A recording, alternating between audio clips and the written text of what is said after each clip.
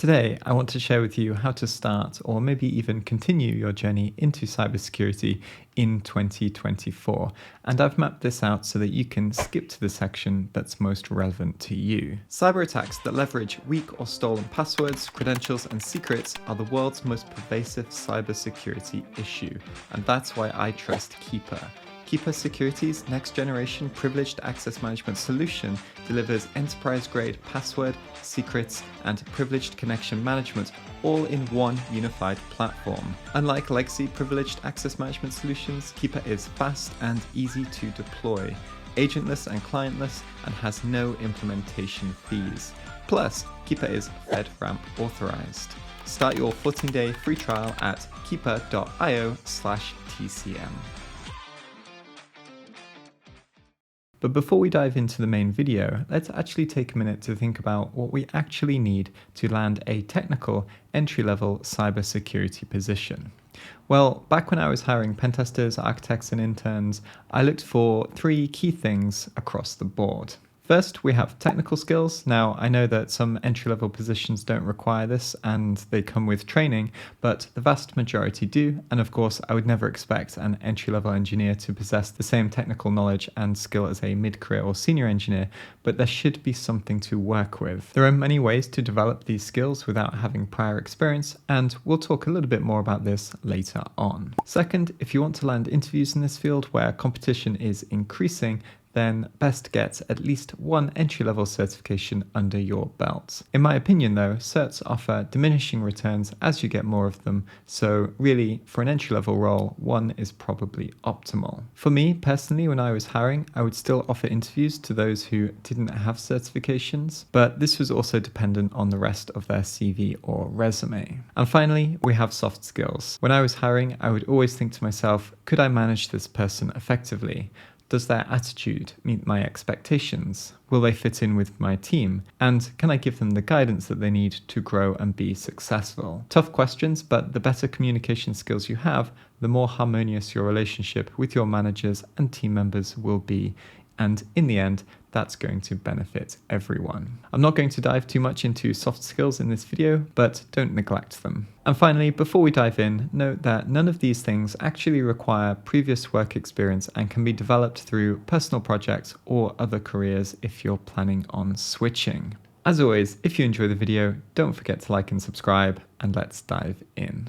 So first up, we're going to use a pyramid as a metaphor for our journey, because generally speaking, you need a wide base of foundational knowledge to begin with, and then we can specialize as we progress further with our career and skills. So if we're starting from zero, we need to build our wide base first, and I'm assuming here no prior work experience such as working on help desk or a degree in computer science. So how do we gain the fundamental knowledge and technical skills that will set us up for success later on?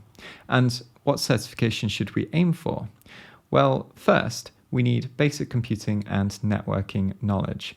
We can acquire these by following a course like the A+, and then bolstering this with one of the junior try-hack-me paths, such as the pre-security path. I'd also recommend getting on the scripting skills early. They will pay dividends throughout your entire career. I'm still using the programming skills that I started to pick up when I was a teenager in my day-to-day work today. From this point, you may have some potential options opening up for you. First, you could consider getting a role in tech, such as a help desk role, and if you have the time, start working on some side projects to help bolster your practical skills. I'm a big fan of project-based learning, as it doesn't just teach you about a single concept, but how things fit and work together. It'll really help you improve your troubleshooting skills and also understand how systems work as a whole. A good project to start with is to write scripts that automate tasks. For example, if I had a blog, I could write a script that takes my Markdown post, passes it to ChatGPT for spelling, grammar, and SEO optimization, and then formats and publishes the results to WordPress or wherever the site is that's being used to host, and maybe even create some draft social media posts. If you have your heart set on a particular role already, there's nothing stopping you from taking on try-hack-me and hack the box, or setting up a home Active Directory lab for attack and defense, or even further developing your programming and scripting skills.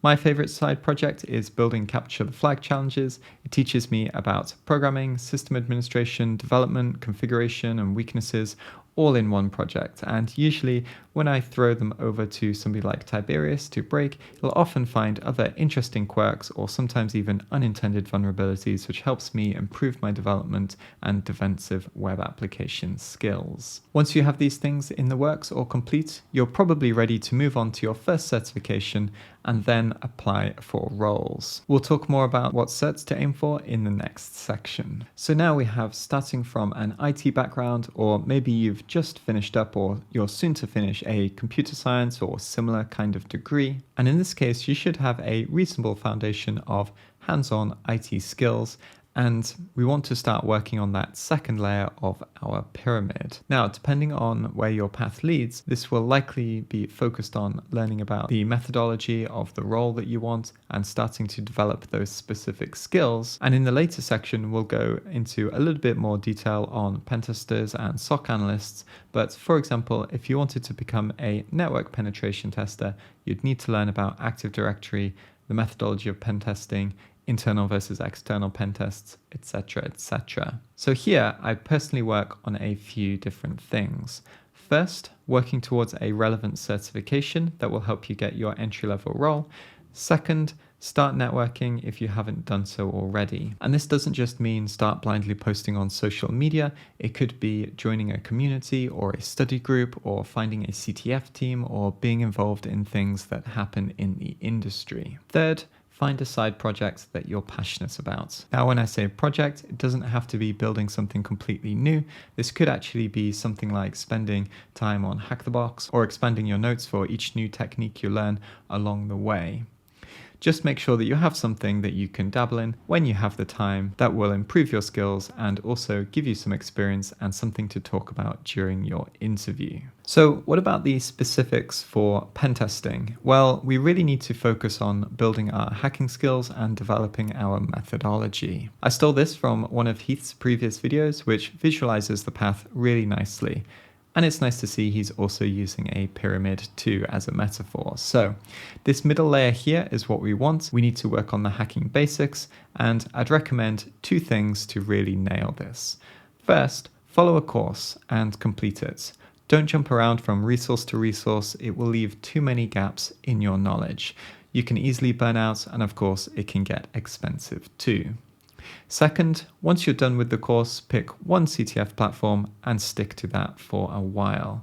I usually recommend starting with TryHackMe, and then if you want to, move on to Hack the Box later on. When you're feeling more confident, either after the course you've completed or after a little bit more practice, then try for an entry-level certification like OSCP, PMPT, or GPEN if somebody else is paying for it. Add all of this up with an interesting side project that you can talk about during your interview, and you're really starting to shape up and become ready for your entry-level cybersecurity role. If you can, apply for companies that will continue to support your professional development, and of course, don't stop networking or being involved in the industry or community. One last thing before we move on, the learning and development in our field never ends. So don't rush and try to cram in as much as possible. Doing an hour a day is generally more effective than doing 6 hours a day once a week if your schedule allows for it.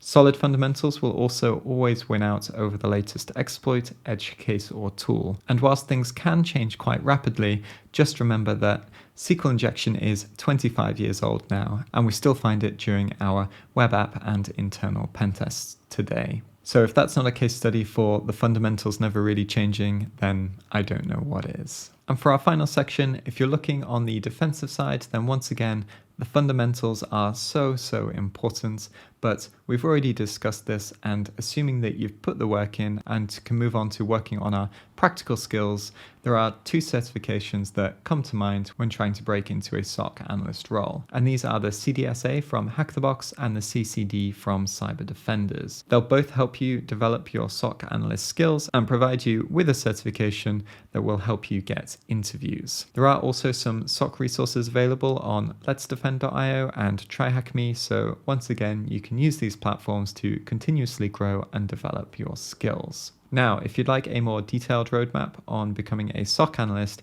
There's a great video on my DFIR here, and this includes key tools and projects, and I definitely recommend that you go and check it out. And that's it for this video. There are no secret codes or cheats to get into the industry. It does take work, but the journey itself is rewarding, and hopefully 2024 will be a year for you to remember.